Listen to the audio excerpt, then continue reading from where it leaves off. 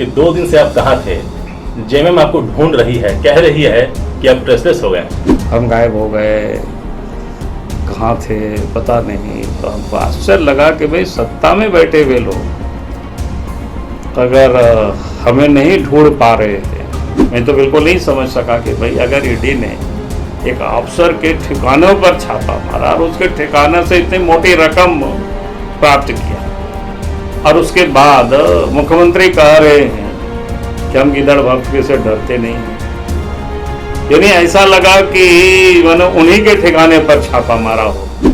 JMM का कहना है कि हेमंत सोरेन एक आदिवासी मुख्यमंत्री है, इसलिए उन्हें टारगेट किया जाता है। भाजपा उन्हें टारगेट कर रही है, अस्थिर कर रही है, इस पर क्या कहना चाहिए? पहली बात तो उनके ठिकाना पर तो कोई छापा भी नहीं मारा है, और फिर हेमंत सोरेन कह रहे हैं कि आदिवासी में हो रहे हैं। आदिवासी तो बाबूलाल मरांडी भी है। छापा ईडी ने मारा और छापा मारा है पूजा सिंघल के ठिकानों पर, पैसा उसके ठिकानों से मिला और सड़कों पर जुलूस प्रदर्शन झारखंड मुक्ति मोर्चा के लोग कर रहे हैं। इससे तो यही माना जाएगा ना कि इन्हीं लोगों का पैसा उनके ठिकानों पर कहीं पड़ा हो। इसी जीत को लेकर ही जेएमएम सवाल उठा रही है कि आप भाजपा के विरोध के कारण चुनते रहे, फिर आप भाजपा के विरोधी, तो नैतिकता के आधार पर वो आपसे इस्तीफा मांग रही है। बीजेपी के साथ सरकार बनाई, दो बार बनाई। एक बार शिबू सोरेन अपने मुख्यमंत्री बने, उनके सहयोग लेकर के। तो क्या वो नैतिकता की बात करेंगे और क्या ये सब ये लोग बात करते हैं? भैया ऐसा नहीं है कि लोग नहीं जानता है। उसके बाद अर्जुन मुंडा मुख्यमंत्री बने तो डिप्टी सीएम हेमंत सोरेन रहे। और आप बताइए, शिबू सोरेन ही खुद जब चुनाव हार चुके थे और हमें लगता है कि 2001 या 2 में राज्यसभा का चुनाव था, हम मुख्यमंत्री हुआ करते थे, हमसे आकर के कहा कि भाई कांग्रेस वाले हमको नहीं भेजना चाहते, राज्यसभा हम जाना चाहते हैं, आपने हमको चुनाव तो हरा दिया है। तो हमने कहा कि क्या चाहते हैं? बोला कि नहीं, हमको राज्यसभा भेज दीजिए। फिर हमने राज्यसभा भेज दी। तो इसलिए ये लोग इतनी बड़ी बड़ी नैतिकता की बात करते हैं। और दूसरी बात मैं आपको बताता हूँ, शिबू सोरेन जेक के अध्यक्ष हुआ करते थे। अभी जो कोठी मिला हुआ है अभी तो बड़ा कर लिया। तो उस समय अफसरों ने उस घर को खाली करने के लिए कई बार मेरे पास फाइल आया, तो हमने साइन नहीं किया। दीपक प्रकाश कहते हैं कि झारखंड में जो अवैध खनन चल रहा है, हर दिन करोड़ों रुपए की उगाही हो रही है। ये जो अवैध खनन हो रहा है, ये कहाँ जा रहा है? ये जो करोड़ों रुपए की उगाही हो रही है, ये किसको प्राप्त हो रही है? प्रत्येक ट्रक वहाँ के पुलिस कप्तान है, उनको 90,000 रुपया मिलता है। डीएसपी को 30,000 रुपया मिलता है।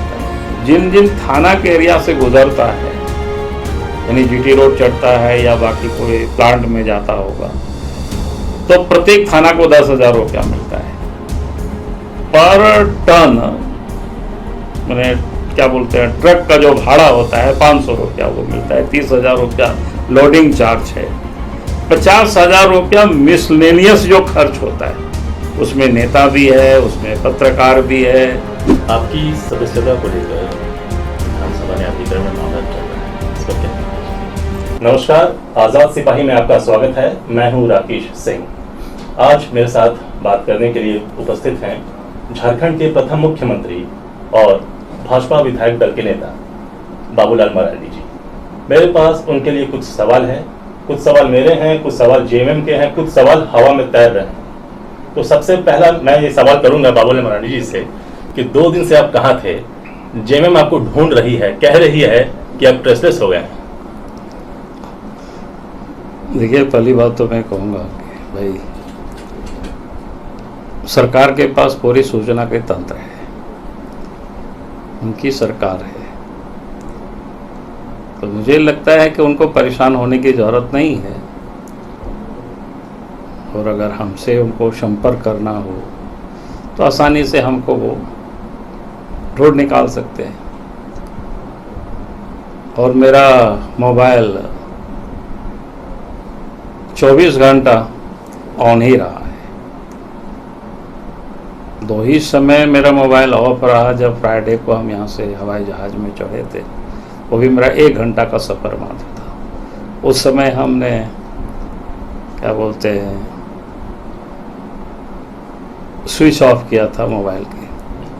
और कल जब हम लौट रहे थे तब हम हवाई जहाज़ पर जब हम चढ़े तो 1 घंटा हमने स्विच को ऑफ किया। इसके बाद तो मेरा मोबाइल बिल्कुल ऑन था। तो आप बिल्कुल मौजूद थे सब सवालों का जवाब देने? हाँ बिल्कुल, मैं तो कह रहा हूँ कि भाई हम सवाल के जवाब देने के लिए मौजूद थे, और जिनसे हमारी ज़रूरत थी उन लोगों से तो हमारी बात होती ही रहती थी। लेकिन यहाँ आने के बाद मैंने आज अखबारों में देखा कि हम गायब हो गए, कहाँ थे पता नहीं। तो हमको आश्चर्य लगा कि भाई सत्ता में बैठे हुए लोग अगर हमें नहीं ढूंढ पा रहे हैं तब तो चिंता का विषय है कि सत्ताएं लोग किस प्रकार से चला रहे हैं। जब आप मुख्यमंत्री थे तो आपने कहा था कि भ्रष्टाचार को देखकर, घूसखोरी को देखकर आपको रात को नींद नहीं आती है। क्या आज आ रही है? नहीं, स्वाभाविक है। जब चूँकि हम सब लोग भय, भूख और भ्रष्टाचार को मिटाने के संकल्प लेकर के हम सब राजनीति में और सरकार बनाने के लिए हम लोग लड़ाई लड़ रहे थे। क्योंकि आप सबको याद होगा कि बिहार की हालत के बारे में उस समय बिहार में किस प्रकार से भ्रष्टाचार था, कैसे शासन चल रही थी, उसकी फोड़र स्कैम हो गया था, पूरी घटना सबको पता है। और उसके बाद झारखंड अलग राज्य बना तो हम सब लोग नारा देते थे कि भय, भूख, भ्रष्टाचार को मिटाना है। और राज्य के हम पहले मुख्यमंत्री बने और उस वक्त भी यदा कदा जो शिकायतें आती थी कि भाई भ्रष्टाचार है, यहाँ पैसा ऐसे लिया जा रहा है, यहाँ वैसे लिया जा रहा है, तो चिंता होना स्वाभाविक है। अगर कोई चिंतित नहीं हो व्यक्ति तब तो मुझे लगता है कि क्या बोलते हैं उसको, जैसे आदमी कहता है ना, कोई अंग जब काम करना बंद कर देता है तो वो सेंसलेस हो जाता है एक प्रकार से।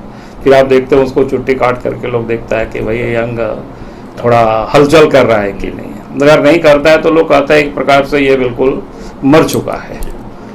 तो कोई भी एक सजीव जो इंसान होंगे और करप्शन के अगेंस्ट लड़ाई लड़ करके अगर सत्ता पर पहुंचता है और उसके बाद करप्शन सुनाई देता है तो चिंता होना, विचलित होना, ये स्वाभाविक बात है। तो मुझे लगता है कि इसको पता नहीं लोगों ने किस एंगल से सोचा या क्या सोचते हैं, मैं नहीं कह सकता। और आज भी जब मैं सुनता हूँ चारों तरफ भ्रष्टाचार की जो किस्सा सुनता हूँ, किस प्रकार से भ्रष्टाचार आज व्याप्त है, तो सुन करके वास्तव में कभी कभी बड़ी चिंता होती है कि भाई झारखंड में ऐसा क्यों हो गया, इस प्रकार की क्या हो गया। अतीत को जब मैं देखता हूँ, अतीत अगर आप बिहार से ले तो बिहार का जो एक परिवार पूरा करप्शन में किस प्रकार से सत्ता चलती थी। कोई बोलता था कि उनके साले चला रहे हैं सरकार, ट्रांसफ़र, पोस्टिंग या बाकी जितनी भी बातें, वो सब लोगों की चर्चा सबके ध्यान में है।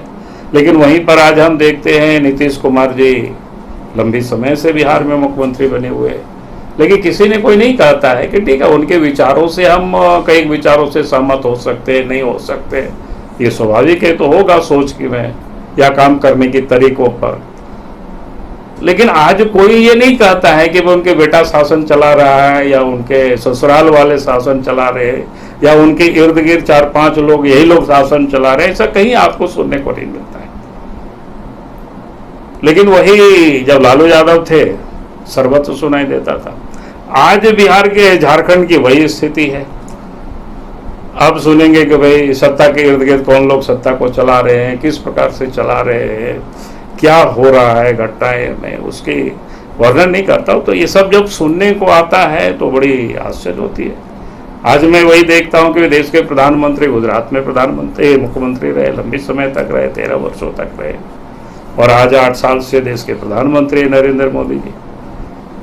तो उनके बारे में भी कभी किसी ने नहीं चला कि वो सत्ता चला रहे हैं, ये सत्ता चला रहे हैं, ये आप नहीं सुना दिया। ठीक है, उनकी विचारों से आप असहमति आप व्यक्त कर सकते हैं कि किसी काम को लेकर के कि नहीं ये इनकी विचार अलग गलत है, लेकिन कामों के बारे में कोई नहीं कहता है कि भाई देश को कौन चला रहा है, ये चला रहा है, वो चला रहा है, ये आप नहीं सोच सकते हो। मैंने बिल्कुल सरकार चल रही है, सरकार चला रहे हैं। लेकिन आज तो यहाँ सर्वत्र सुनाई पड़ता है कि सत्ता का कई केंद्र सब देखता है, तो स्वाभाविक रूप से ये बड़ी चिंता होती है इस बात की। झारखंड में अभी एक नाम की गूंज है, बच्चे बच्चे की जुबान पर एक नाम छाया हुआ है, वो है पूजा सिंघल का। क्या कहना चाहते हैं? देखिए, कहना क्या चाहेंगे, आप तो खुद भी बता रहे हो कि उनके एक नाम की गूंज है, और पिछले क्या कहते हैं 2-3 दिनों से तो मैं देख रहा हूँ कि पूरा अखबार में, टेलीविज़न में या सोशल मीडिया में हमें लगता है कि उस नाम छोड़ करके और कोई दूसरा प्रमुखता से कहीं दिख नहीं रहा है। अब स्वाभाविक है कि जब उनके कई ठिकानों पर छापा मारा,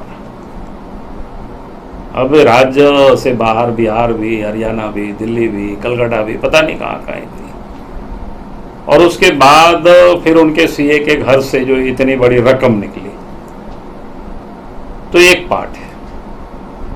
उसके बाद जो दूसरा पार्ट हम सब ने देखा कि भाई जब उनके घर से या उनके ठिकानों पर छापा मारा, यानी पूजा सिंघल का ही ठिकाना सीआईए का घर को भी माना, और वहाँ क्या कहते हैं ईडी वालों ने छापा मारा और वहाँ से पैसा बरामदगी हुई।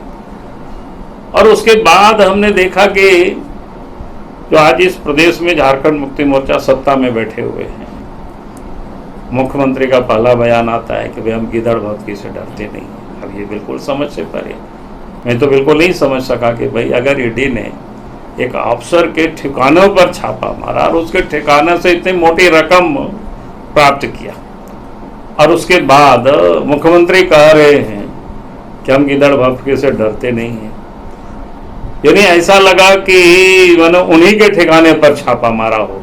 उससे मैंने हमारे जैसा जो नासमझ लोग होंगे तो यही समझेंगे। और उसके बाद हमने देखा कि 2 दिनों से मैं देख रहा हूं कि भाई अखबार बयानबाजी ही नहीं बल्कि सड़कों पर जुलूस, प्रदर्शन, तो ये समझ में नहीं आया कि भाई छापा कहीं और मारा है, दर्द कहीं और हो रहा है।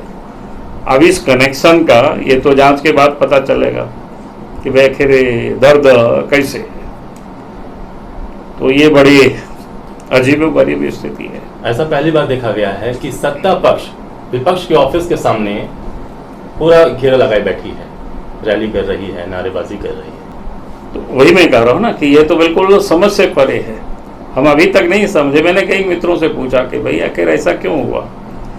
इस सब में छापा ईडी ने मारा, और छापा मारा है पूजा सिंघल के ठिकानों पर, पैसा उसके ठिकानों से मिला,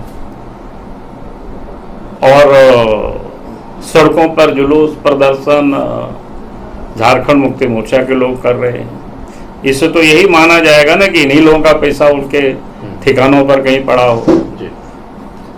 पूजा सिंघल के ऊपर पहले भी भ्रष्टाचार के कई बार आरोप लगे हैं, जब वो खूंटी की डीसी थी, चतरा की डीसी थी। तो आपको नहीं लगता कि ये जो कार्रवाई अभी हुई है ये पहले भी हो सकती थी? नहीं, देखिए, ईडी या कोई भी जो कार्रवाई करती, कोई भी एजेंसी, कोई आरोप तुरंत लगता है तुरंत कार्रवाई नहीं करते, वो अपनी पूरे सबूत को जुटा ही लेते हैं। क्योंकि मैं इसलिए कह रहा हूँ कि अगर इतनी ठिकानों पर एक साथ छापा मारते हैं तो फिर इतनी ठिकानों को तो पता करने में भी आदमी को समय लगता है। अपने आप को कंफर्म हो लेना, विश्वास हो लेना कि हाँ सचमुच में इनके पास ये सारे पैसे हैं या गड़बड़ किए हैं तो कहाँ कहाँ क्या किए होंगे। तो हमें लगता है कि समय लगता है, कोई ऐसा नहीं है इस सब में। जेएमएम का कहना है कि हेमंत सोरेन एक आदिवासी मुख्यमंत्री हैं, इसलिए उन्हें टारगेट किया जा रहा है। भाजपा उन्हें टारगेट कर रही है, अस्थिर कर रही है। इस पर क्या कहना चाहेंगे?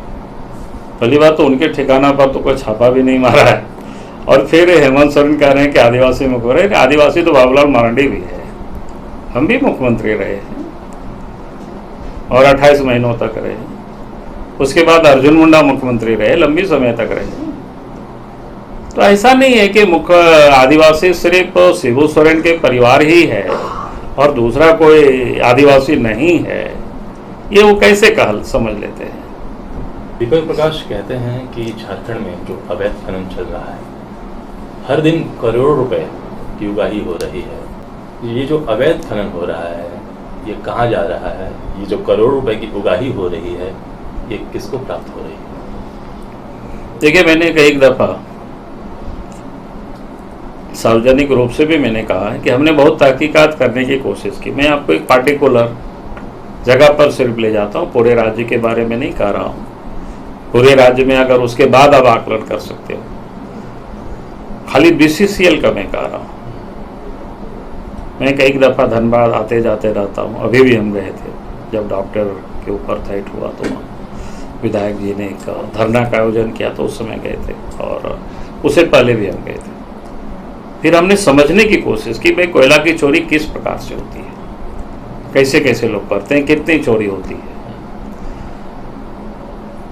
तो सामान्यतया हम सब लोग पहले जानते थे कि साइकिल से बाकी से लोग ले जा करके काट करके कहीं लोग इकट्ठा करते हैं और वो कोयला चोरी होती है, वो पहले से चलता है।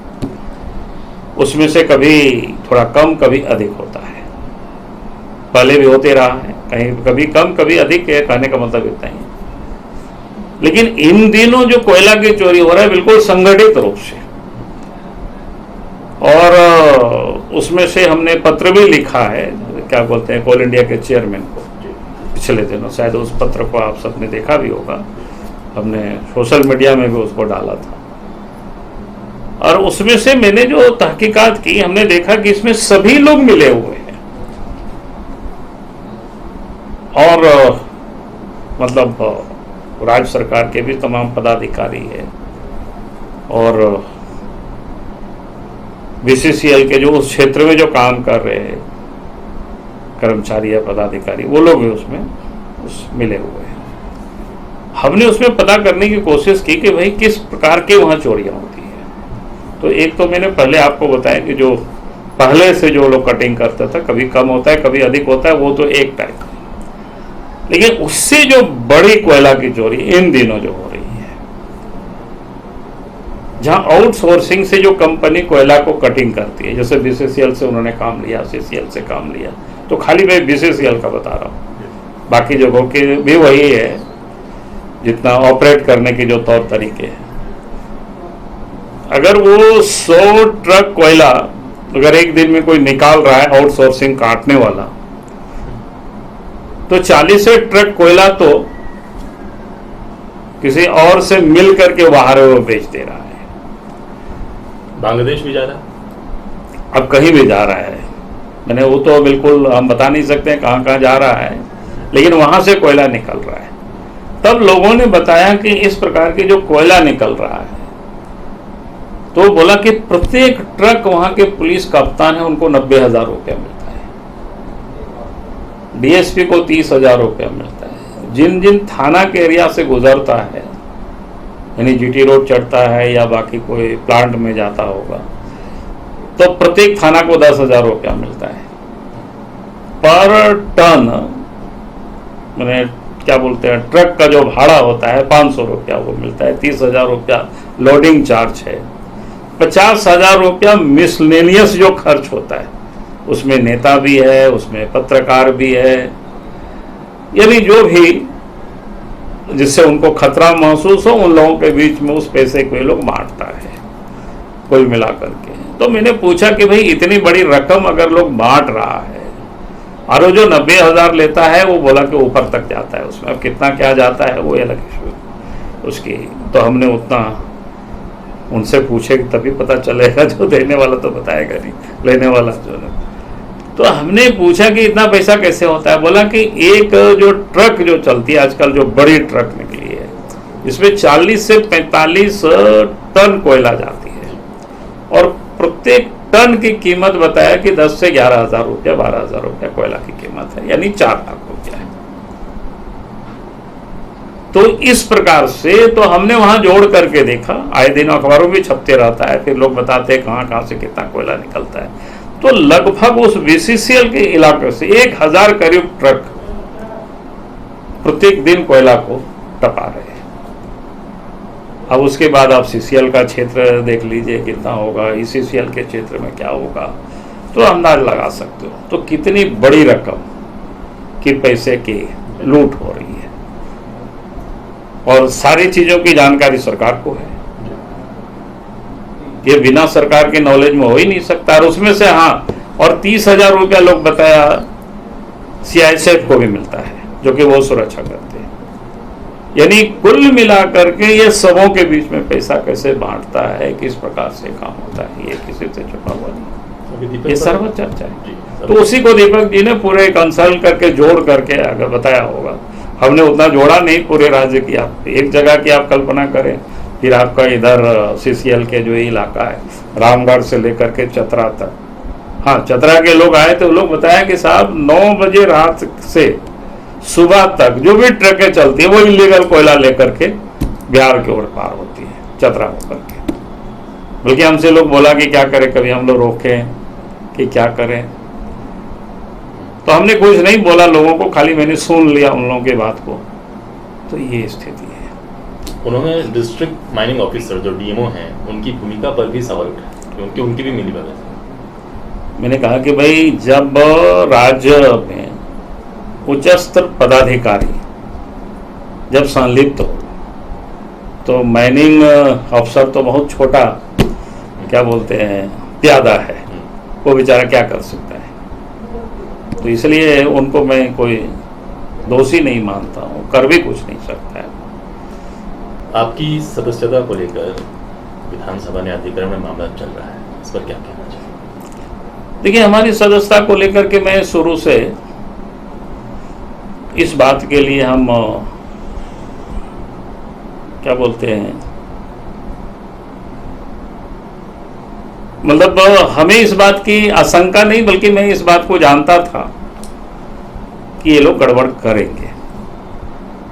और हमने अपने ओर से उस वक्त पार्टी को भी हमने कहा था कि भाई देखो हमको लगता है कि जब पिछली दफा हम लोकसभा से रिजाइन दिए थे तो विधानसभा तो बहुत छोटा सा सीट है और हम निर्दलीय चुनाव लड़ गए थे और हम जीते भी, जनता ने साथ दिया। तो हमने पार्टी को उस वक्त कहा था कि नहीं हम रिजाइन करके ही चुनाव लड़ेंगे। तो बोला कि नहीं, जब पूरी पार्टी विलय कर रही तो कोई प्रॉब्लम नहीं है, आप इसमें से मत रिजाइन करिए। चूंकि हम पार्टी योगदान कर दिए थे और पार्टी से बात हुई तो फिर पार्टी की बात हमें मानना मेरे लिए जरूरी हो गई थी। और उसके बाद फिर पार्टी का विलय विधिवत हुआ। हम 3 लोग जीते थे JVM से, चूंकि 2 ने पहले से ही दल के विरोध में यानी क्या बोलते हैं एंटी पार्टी एक्टिविटी में इन्वॉल्व थे। तो उन लोगों को हम लोगों ने क्या बोलते हैं कारण यानी पूछा भी, उसमें एक्सप्लेनेशन जिसको कहते हैं अंग्रेजी में। और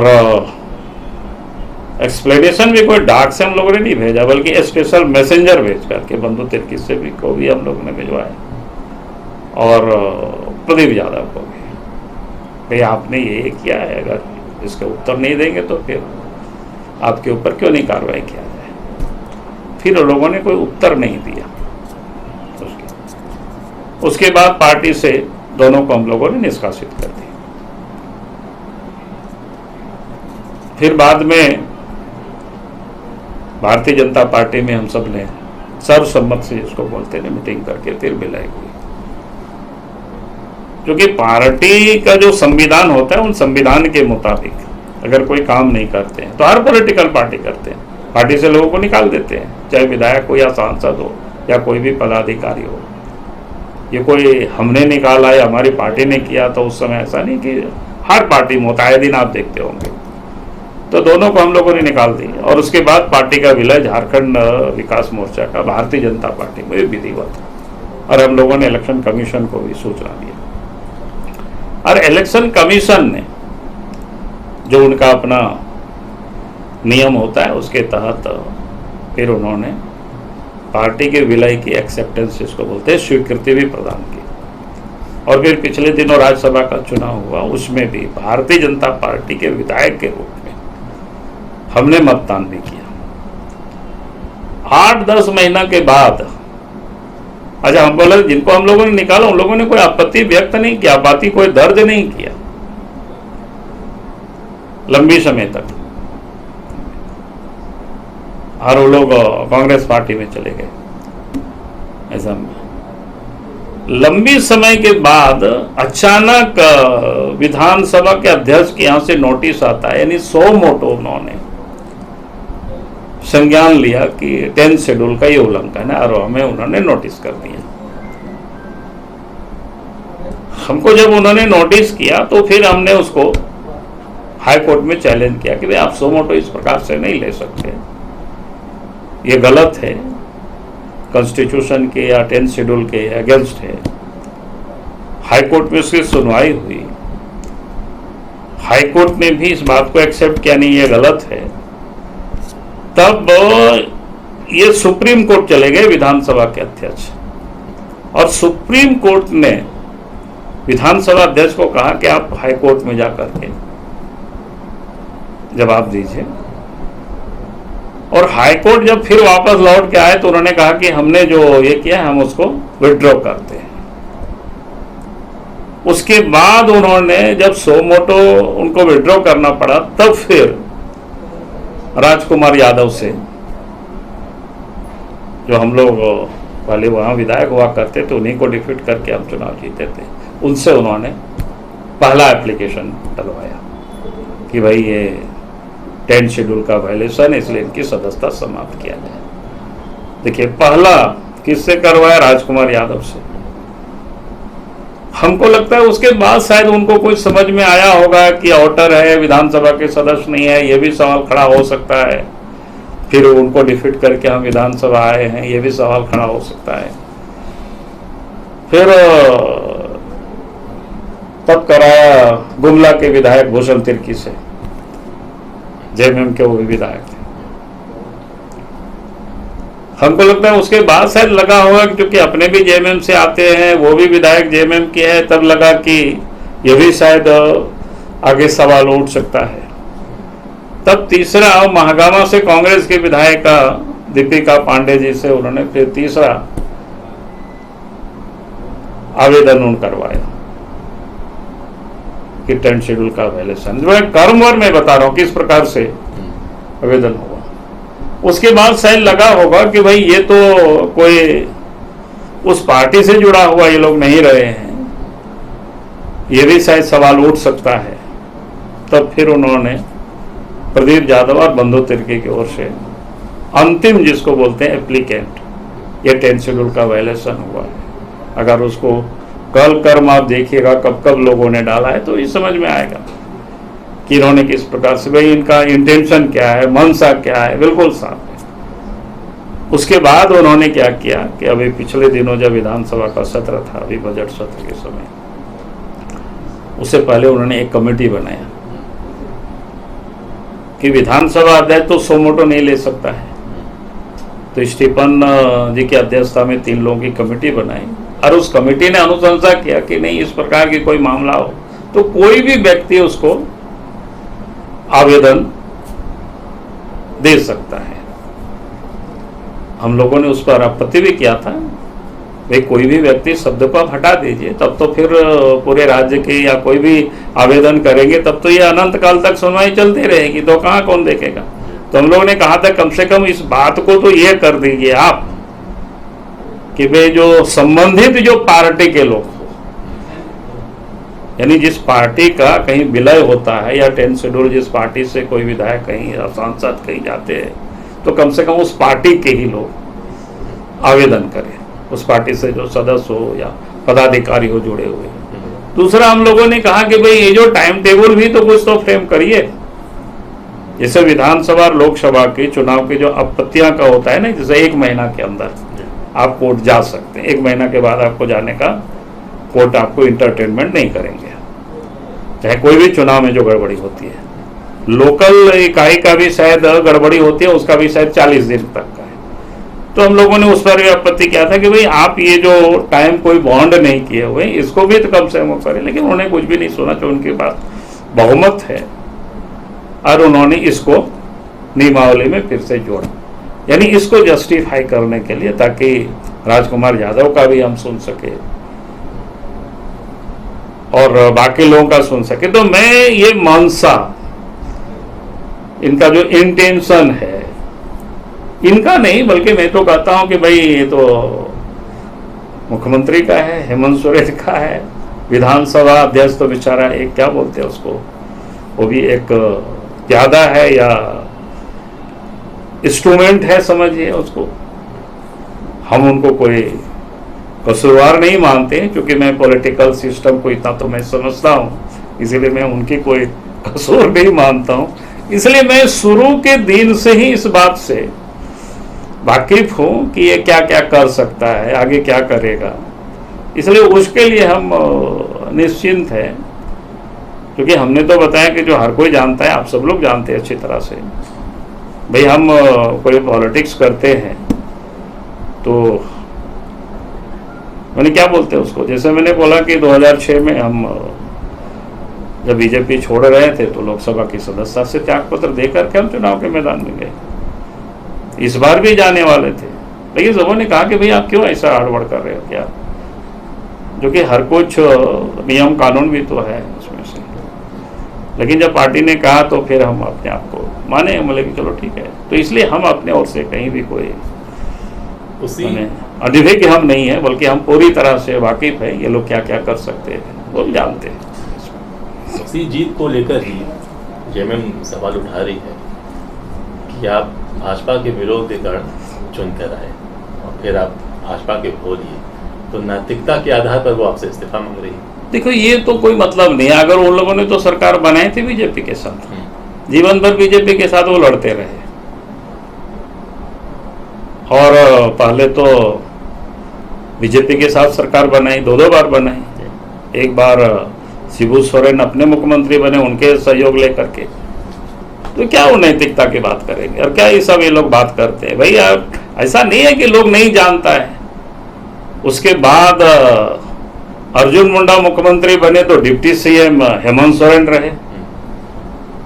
बीजेपी कहाँ मिल करके चुनाव लड़े थे, अलग अलग चुनाव लड़े थे। 28 महीनों तक डिप्टी सीएम बन करके रहे। अब उसके बाद उनको सीएम बनने की ये हुई तो एक स्थानीयता के एक मुद्दा को लेकर के समर्थन विड्रॉ किए, तब अलग हुए। तो हर कोई जानता है भाई, वो तो सत्ता में बीजेपी के साथ रह चुका है। और आप बताइए, शिबू सोरेन ही खुद जब चुनाव हार चुके थे, और हमें लगता है कि 2001 या 2 में राज्यसभा का चुनाव था, हम मुख्यमंत्री हुआ करते थे, हमसे आकर के कहा कि भाई कांग्रेस वाले हमको नहीं भेजना चाहते, राज्यसभा हम जाना चाहते हैं, आपने हमको चुनाव तो हरा दिया है। तो हमने कहा कि क्या चाहते हैं, बोला कि नहीं हमको राज्यसभा भेज दीजिए। फिर हमने राज्यसभा भेज दिया। तो इसलिए ये लोग इतनी बड़ी बड़ी नैतिकता की बात करते हैं।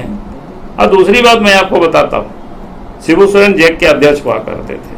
अभी जो कोठी मिला हुआ है अभी तो बड़ा कर लिया।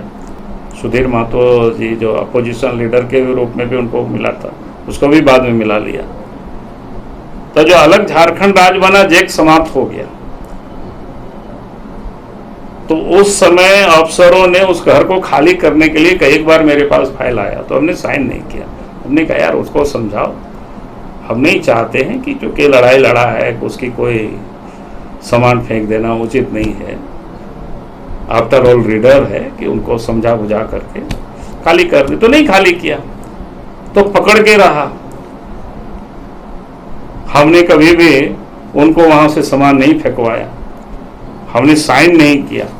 बल्कि हमारे जो उस समय पीएस हुआ करते थे आर के श्रीवास्तव, बोले कभी गलती से लोग साइन ऑन करवा लेगा, इसलिए इसको जब तक हम सीएम रहे कि इसको अलमीरा में रख दीजिए फाइल को। तो ये लोग क्या नैतिकता की हमसे बात करेगा भाई। ये लोग बार बार कहते हैं कि हम रोज सुनते हैं कि नैतिकता की ये वो। हम बोले कि भाई आप क्या, हम नहीं बोल रहे इसका मतलब ऐसा थोड़ो है कि। तो इसलिए इस सब बातें तो कोई मतलब नहीं रह जाता है। और हमने कहा कि हमारी पार्टी तो विधिवत विलय किया है, और वो भी सर्वसम्मत से विलय किया है। हेमंत सोरेन के जो अब तक का कार्यकाल है उसके बारे में कुछ कहना चाहिए? देखिए, हमें लगता है कि हेमंत सोरेन को जिस प्रकार से अवसर मिला था, अपॉर्चुनिटी मिला था, लेकिन उसको इन्होंने पूरी तरह से गंवा दिया 28 महीना। तो अब फिर वापस आएगी ऐसा हमको अब दूर दूर तक दिखता नहीं है उनके लिए। और मैं इसलिए लोगों को बार बार कहता हूं कि पॉलिटिक्स जैसे राजनीति, बहुत सारे लोग जीवन में समाज का सेवा करने का जो व्रत लेते हैं, तो भिन्न भिन्न प्रकार से समाज के लोग सेवा करते हैं। आपने देखा होगा कोई खेल कूद में जिसको रुचि है तो उसको प्रमोट करने के लिए देखिएगा जितना उनके पास होता है तन मन धन सब कुछ लगाता है। किसी को देखिएगा कोई लोगों को इलाज करा रहा है, उसी में उनको बहुत रुचि रहता है, तो वो भी समाज सेवा का माध्यम होता है।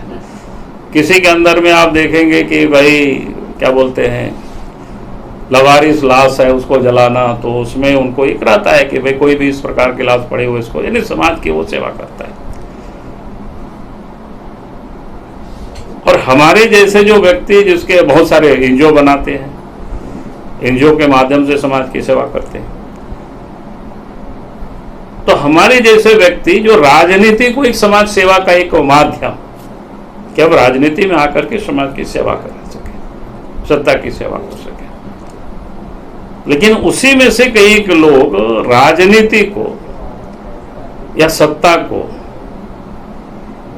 पैसा कमाने का जरिया बना लेते हैं, और इस कारण से ये मुसीबतें खड़ी हुई। और इसलिए उनके इर्द गिर्द में जितनी लोगों की जो नामों की चर्चा होती है, तो बस कमाने वालों का ही चर्चा होती है कि भाई कौन है, ये है, वो है। मैं किसी का नाम नहीं ले रहा हूँ, लेकिन उसमें से कोई ऐसा नहीं सुनते हैं कि भाई वो बड़ा एक्सपर्ट है इस क्षेत्र में और उस काम के लिए ये इसको सलाह दे रहे हैं, तो बल्कि हाँ ये एक्सपर्ट है, इस कमाने के लिए वो सलाह दे रहे हैं कि इसमें से कैसे कमाए हो सकता है। तो हमें लगता है कि बिल्कुल, तो इसलिए मुझे लगता है कि ये जो परिवार है, खास करके शिबू सोरेन का जो परिवार है, मुझे हमको लगता है भाई पॉलिटिक्स को, राजनीति को, सत्ता को सुख की उन्होंने साधन बना लिया, और इसलिए हर तरफ अफरा तफरी लूट मची हुई है, चाहे कोयला, बालू, पत्थर, जमीन। और तब आज देखता है कि अगर उनके एक पदाधिकारी क्या छापा मारा तो हाय तो भाई ये लोग सड़कों पर कर रहे हैं। तो इससे बिल्कुल साफ है कि इनका यही हमको दिख रहा है। चुनाव आयोग ने हेमंत सोरेन को जन प्रतिनिधित्व कानून के तहत नोटिस भेजा है, इसलिए पूरे देश में चर्चा है, और आप इसको बेहतर तरीके से समझते हैं चूंकि आप ये राजनीति में बहुत सालों से रहे हैं, तो इस पर आप क्या कहना चाहते हैं? देखिए, हम लोगों ने तो क्या बोलते हैं, ये राज्यपाल से मिल करके, महामहिम से मिल करके हम लोगों ने ज्ञापन सौंपे थे। हम लोगों ने जितना एक्सपर्ट लोगों से राय लेकर के ही हम लोगों ने उनको सौंपे थे, और हम लोगों ने कहा था कि इन्होंने गलत किया है, पद का इन्होंने दुरुपयोग किया है, इसलिए इनके ऊपर कार्रवाई होनी चाहिए। और उसके तहत ही संभवतः कार्य आगे बढ़ रही है। तो बाकी तो अब इलेक्शन कमीशन के हाथ में, अब हम सबको उनकी निर्णय की प्रतीक्षा करनी चाहिए। लेकिन जितना एक्सपर्ट लोगों से जो बातचीत होती है, जितना समझने का हमने कोशिश की है, तो हमें नहीं लगता है कि इसमें से इनको कोई रियायत मिलेगी। ये थे बाबूलाल मरांडी जी, जो हमने कई सवाल इनसे किए, उन्होंने धड़क सवालों के जवाब भी दिए। तो आज़ाद सिपाही से बात करने के लिए बहुत बहुत धन्यवाद। बहुत बहुत धन्यवाद।